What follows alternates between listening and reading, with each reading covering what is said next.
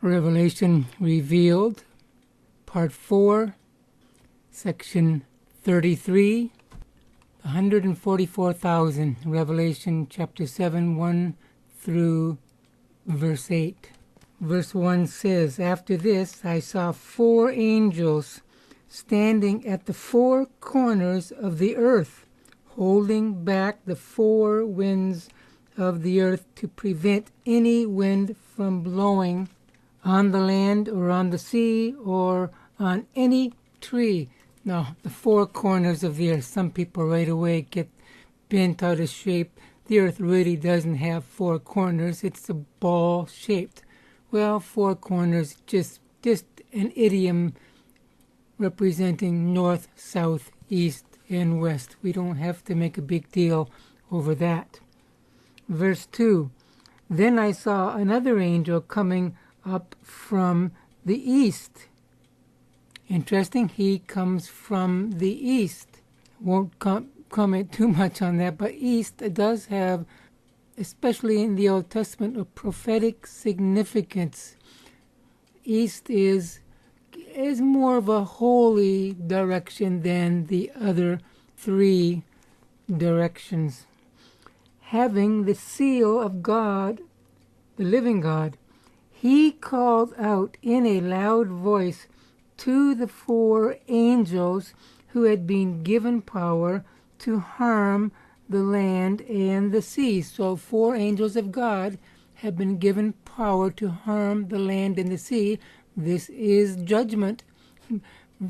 Angels don't always convey and bring nice things to the planet Earth. In this case, they're going to judge the earth. In verse 3, "Do not harm the land or the sea or the trees until we have put a seal on the foreheads of the servants of our God." Now we're talking about servants of God who will get some kind of a seal. The text does not say what kind of a seal this is. It just says a seal, and it's basically a seal that protects the servants of God. Verse 4, "Then I heard the number of those who were sealed, 144,000 of the tribe of Israel." So we have a little bit of a clue here.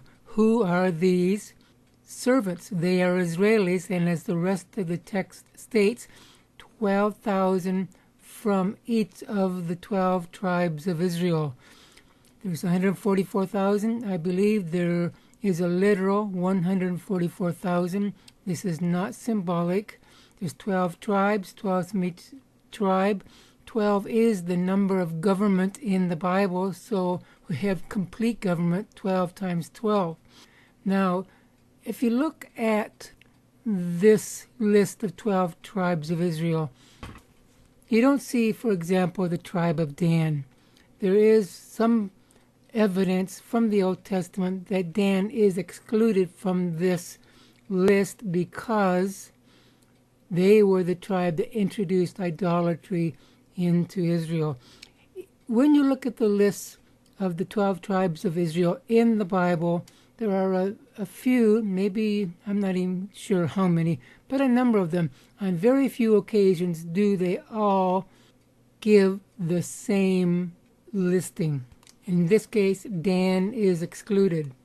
Now we do need to make comment, and I will speak to this later.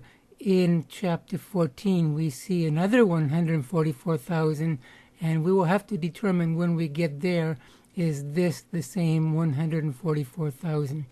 I'll comment on that later. My simple point here is that these people are Jews because that's what the text says they are. We should not symbolize or allegorize these people to be anybody different.